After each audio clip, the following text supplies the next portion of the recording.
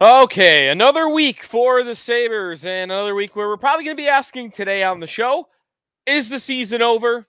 Is it about to be over? We'll get to what happened this weekend and what's ahead for the Sabres coming up here on the Locked On Sabres podcast.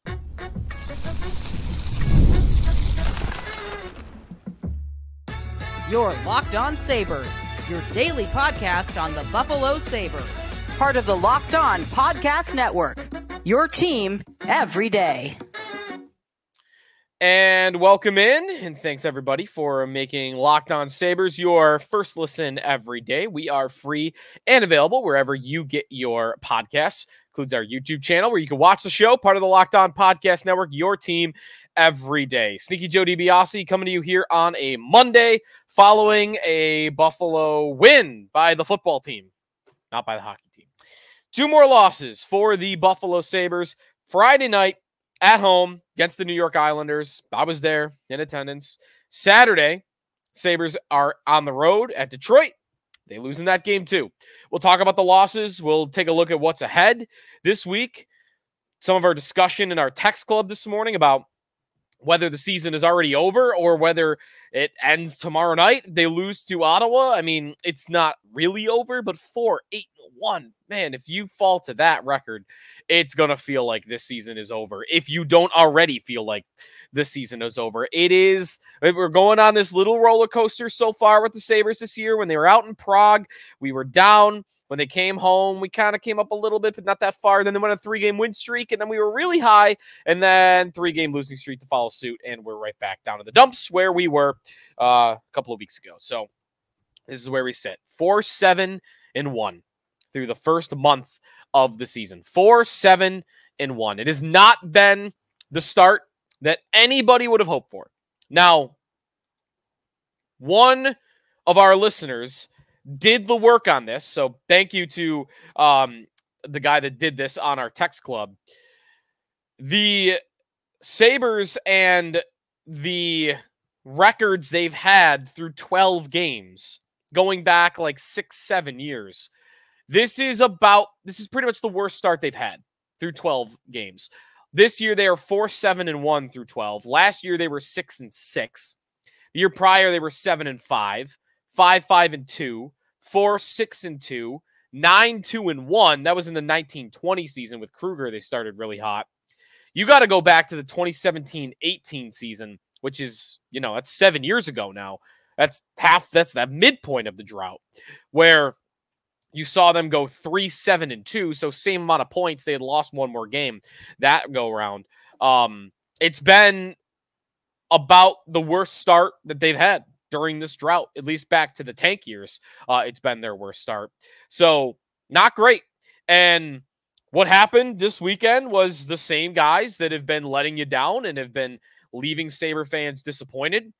We're letting them down again. By the way, if you want to become a subscriber to our text club, you want to chime in or you want to get some updates from like practice this morning, which we had in there, join subtext.com/LockedOnSabres is where you can sign up. But it really was the same guys letting the Sabres down this weekend.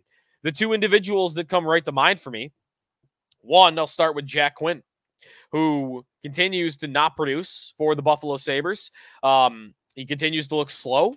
He continues to look like somebody that probably shouldn't be in the lineup night to night, but you got a lot invested in that guy. First round pick. He's got a lot of hopes for the long term. He is still sitting on the one empty net goal and 1 assist through 11 games. It's horrific production. And in Detroit on Saturday night, the game, you're down 1, right? Your final minutes of the game, puck out in front. You've got it on your stick with the empty net. Goalie's out of position. You got the whole net to shoot on, and you don't have the balance to be able to get that puck off your stick. You're not able to get a shot on. And he actually makes a nice play after the fact to drop it to J.J. Peterka, who gets a chance. But by that point, goaltender's back in the net. So it's not the same. You had the empty net, and you couldn't get your balance. And maybe that's a physical thing with him. Maybe that's in addition to the injury concern about him and the skating. But one big moment where he really let his team down in the last couple of games. And otherwise, he wasn't a very dangerous player. I saw him a couple times in the Islander game on Friday get caught from behind, which has happened a lot The other guy that is really letting them down a lot, this guy has a lot invested in him too, but more so because they've invested a long-term contract in him. Mattias Samuelsson is playing horrible right now. On Friday night against the Islanders, I think it was the second Islander goal, he is just spinning like a top. And the puck goes through his legs. He loses the puck, and the goal ends up going in behind him. Samuelsson, I mean, the first 2 goals for Detroit on Saturday, he's right there on both plays. And the second of which maybe wasn't entirely his fault because it's a power play for Detroit. They're in a shorthanded situation, and he would have had to cheat to the other side to make up for his partner not being there. But that's kind of what you need to do, I think. And then the other goal that is absolutely his fault by Dylan Larkin, him and Byram just go to the same spot. I mean, just mental miscommunication. And it's kind of on both of them. Both Larkin goals were on the power play. This was the first Larkin goal that he made this mistake on.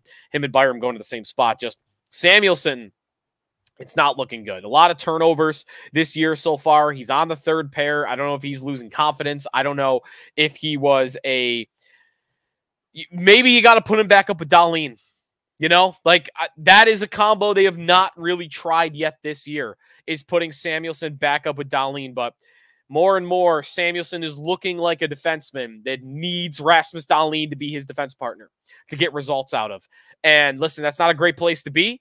If you have a defenseman that is reliant on another to be good for you when you haven't paid for that long. But if that's where you're at, that's where you're at, and you got to put him there.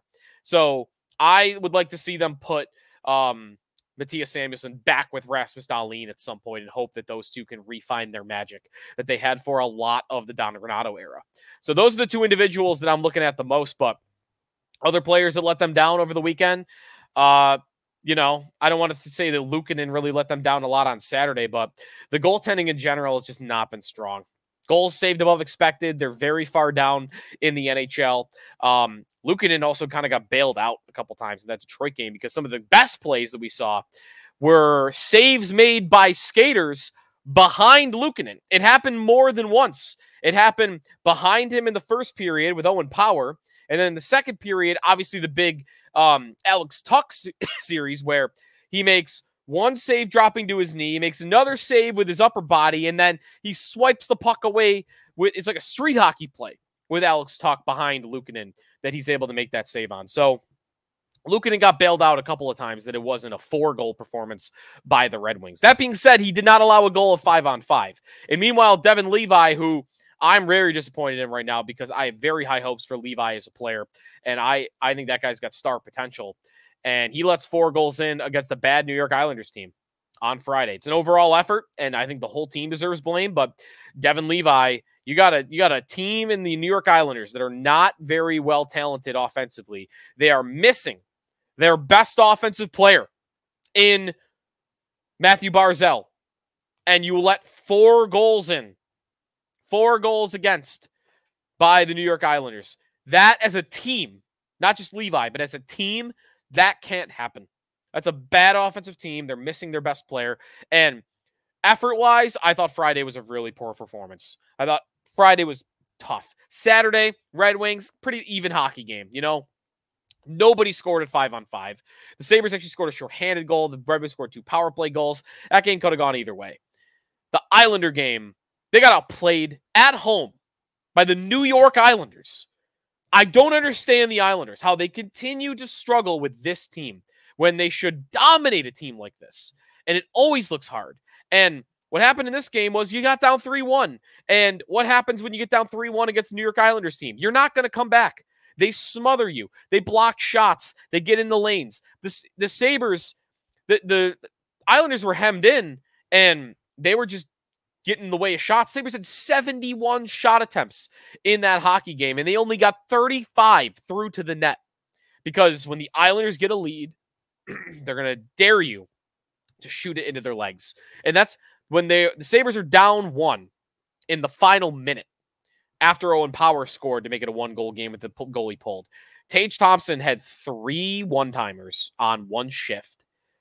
Bam, blocked. Bam, blocked. Bam, blocked. Same result. Right into the legs. I started thinking he was doing it on purpose because he was frustrated. He's like, fine, you're going to stand in the way of my shot. I'm going to break your ankle for it.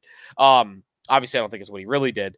But that was the same result time after time. They were just daring you. Go ahead, take your shots from the point. We're going to be in the lanes, and you're not going to get these pucks through. And they didn't get those pucks through in comparison to how many shot attempts they had, at least. So a really bad weekend. A really bad weekend by the Buffalo Sabres. They find themselves at 4-7-1 on the year. When we come back, I'll read some texts about the state of the team and just kind of if we're already given up. Have we already given up on this season? I'll try to give you the optimistic lens of it. I think there are some advanced numbers that make you think, okay, maybe there's something here. It's just really hard to have hope right now if you're a Buffalo Sabre fan. So we'll get to that. When we come back, I got some updates for you on what the Sabres are doing at practice, including a lineup change that we're expecting for tomorrow night, and also a roster move that might have to happen, and not an easy roster move for what the Sabres are going to do in the next 24 hours. That's all ahead here on the Locked On Sabres podcast with Sneaky Joe DiBiase.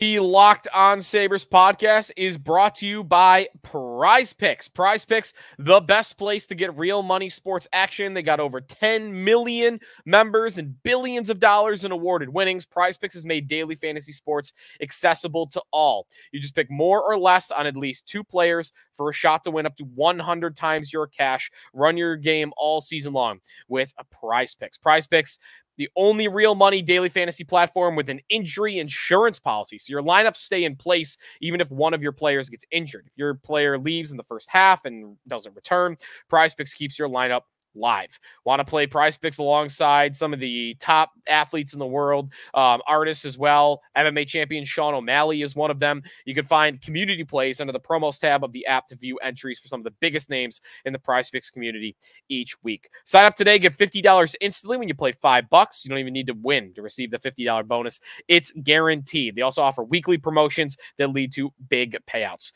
Check out PrizePicks. Download the app today. Use code LOCKEDONNHL. Get $50 instantly after you play your first $5 lineup. Download the app. Use code LOCKEDONNHL. $50 instantly after you play your first $5 lineup. Check out PrizePicks. Run your game.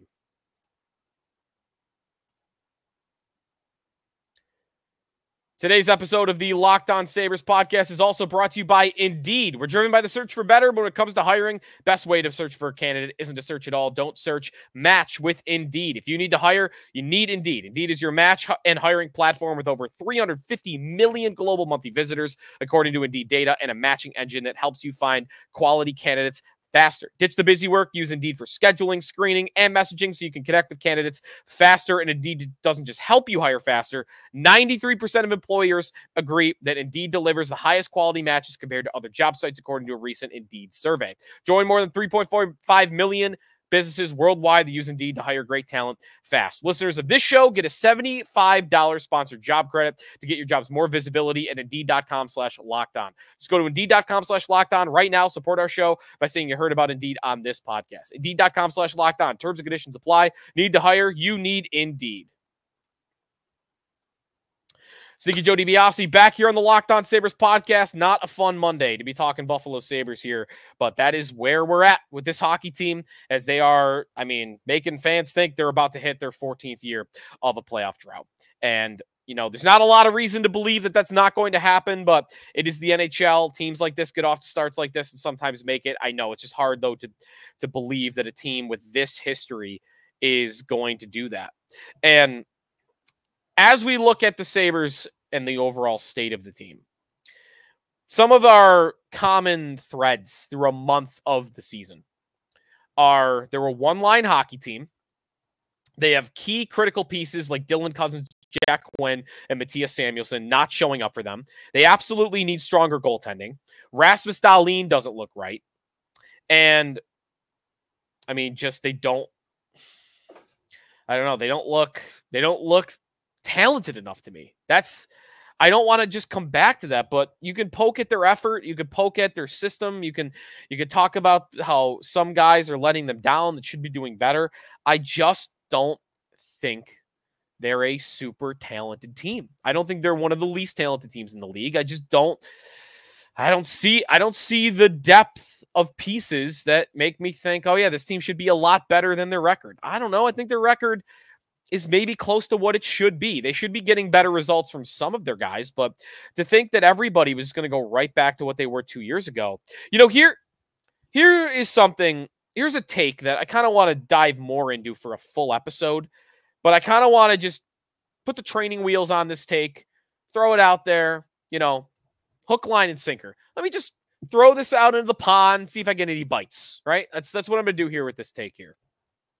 Because I don't know that I've heard this one a lot. And I haven't even thought of this one myself until really recently. But it was a thought I had this weekend while watching them, lose to both of these, mid teams, the Islanders and the Red Wings.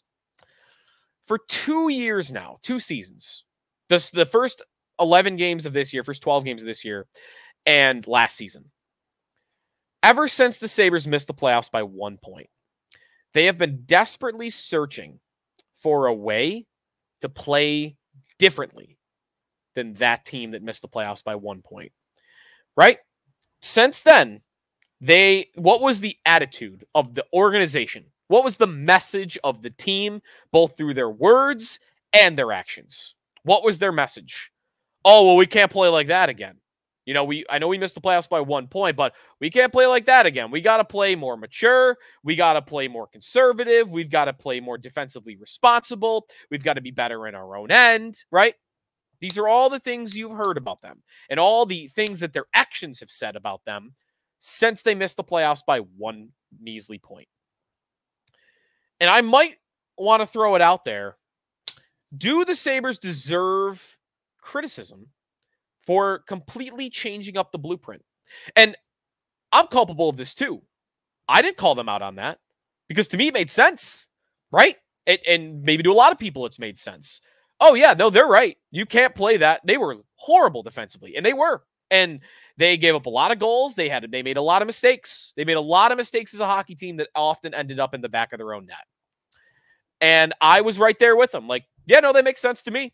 You got to get more defensively responsible. You got to get a couple of more players that are going to be better in their own end. You need Dylan Cousins to be better in his own end. You need Tage Thompson. You need your defensemen to be more well-rounded. You need all these guys to do it. You need to grow physically. You got to be a little more physical in general. All this made sense to me. Maybe they just should have never changed. Because guess what? Since then, they haven't come close. They haven't been nearly as good as they were when they made all those mistakes. So I look back now and think, well, Dylan Cousins has not been the same player since then. Jack Quinn has not been the same player. There's injury involved there, so that's a very different scenario. Thompson wasn't the same last year, but this year he does look the same, 50 goals. Alex Tuch didn't put up the numbers last year that he did then. Skinner last year, right? Dahlin has not looked the same since then. Has he?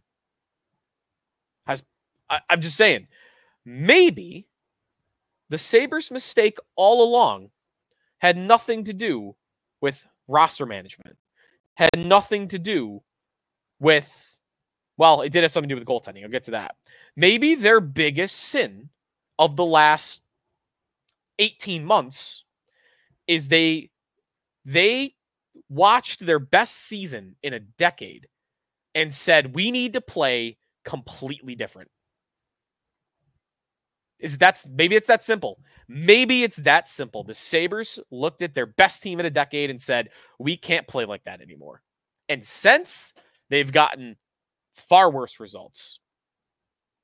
I'm going to throw that out there. I'll dive into that more in depth on a future show, get into some of the numbers on that, play more individual players, because some of those players just right off the top of my head. But I think I like this take. I think I'm going to take this out for a spin for a little bit. So, state of the team. Does it feel like the season's over? Threw that out to the text line. Most had the same answer. It's either already over or, I had a couple of fans who were like, I usually wait till December 1st. And if they don't put it together this month, I'm going to feel like it's over. And I think that's kind of the common sentiment. It's one of those two things. Like, man, they either got to do it the next month or you feel like it's already over. Jeremy White on WGR, who I do the morning show with, he said, frankly, this morning, like, if they lose tomorrow, it's over. 4-8-1, you lose to Ottawa. You would have lost to 3 teams in a row that you're competing with, right? Senators, Red Wings, Islanders. All teams you are in direct competition with. So, How do you feel about the state of the team? Here is one texter that wrote in, definitely not already over. I wouldn't say it's over with a loss tomorrow, but they're going to need something big if they lose, big win streak or a big trade. That's where we are every single year, but it's still right. Like, that's where they end up. My goal for the season was to get to March and not be saying, oh, if they go on a 6-game win streak, guys, they're right back in it. And here we are in November with like, they got to go on a long win streak. And that's probably right. Here's the guy about December 1st. He wrote in, I'll wait until December 1st, see where I'm at. There are 12 games left in November. Some of these need to be must-win games. Sabres will need to secure 16 out of 24 points to jump ahead of some of the teams in front of them. Need wins against the Sens, Islanders, and Flyers and Canadiens. That's 8 points. Should beat the Sharks and the Ducks. Those are bad teams. 4 points. Need at least 4 points out of Kings, Vancouver Canucks, Flames, Rangers, Blues, and Wild. Do I think they will do this? Nope, but I'll wait. I love how that texter broke it down. Love how break it into sections, right? You got teams that in the bottom of the East, Ottawa, Islanders, Flyers, Canadiens. 8 points. It's tough. Sharks and Ducks you should beat. That's right. And then you play a bunch of good teams. There 4 out of there. I mean, that's tough, man. So we'll see. Maybe they're able to put a run like that together. All right. Let me know what you think about my take here. Were the Sabres wrong for changing their style after the 2022-23 season? Let me know. You're in the Locked On Sabres podcast. You can text us. You could get us at Twitter at Locked On Sabres as well. All right. When we come back, some updates from practice. There's a roster move that has to happen for the Sabres, and I think there's really only 2 things they could do, and maybe there's a third, but I don't think they're going to do the third. So we got that for you, and one player looks like he's about to return. Coming up on the Locked On Sabres podcast with Sneaky Joe DiBiase. Today's episode of the Locked On Sabres podcast is presented by Built. Listen up, renters. Ever feel like you're stuck in this loop of rent payments, just watching your money vanish into thin air? It's time to turn that rent game around and start earning some serious rewards. That's where Built Rewards comes in. Built is breaking ground as a neighborhood rewards program that hooks you up with points on your rent. Every month, pay your rent and watch the Built points roll in. Use points to jet off on a dream vacation. Put your points toward a flight or hotel. Stay with 500 plus airlines, over 700,000 hotels and properties. You can also use your points to book fitness studio classes, redeem them towards a future rent payment. They're designed to meet your lifestyle. Pay rent hassle-free through the Built Rewards app. Your rent game's got a major upgrade. Built points have been consistently ranked the highest value point currency by the Point Guys and Bankrate. Earn points by paying rent right now when you go to joinbuilt.com/LockedOnNHL. That's JOINBILT.com/LockedOnNHL. Make sure you use the URL code joinbuilt.com/LockedOnNHL to start earning points with your rent payments today. This episode of the Locked On Sabres podcast brought to you by the FanDuel Sportsbook. Get ready to tackle all NFL action all season long. Hockey, of course, as well with FanDuel, America's #1 sportsbook, because right now, new customers can bet $5 and get $150 in bonus bets if you win. The FanDuel Sportsbook app gives you everything you need to place live bets on the NFL all in one place. So when you get a hunch in the middle of the game, you can check out the latest stats, view live play-by-play, and so much more on the same page where you place your bets. Just visit FanDuel.com to join today. You get started with $150 in bonus bets if you win your first $5 bet. It's FanDuel.com. Never waste a hunch. Make every moment more with FanDuel, an official sportsbook partner of the National Football League. Final segment here in the Locked On Sabres podcast. Some updates for the Sabres for you. Coming your way about what happened at practice on Monday, a player that's returning to the ice, roster moves that need to happen, and we'll look ahead to Ottawa on tomorrow's show, Tuesday, against the Senators. So, start with Zach Benson. Benson returned to practice over the weekend, did not play over the weekend, but he was back on the ice on Monday.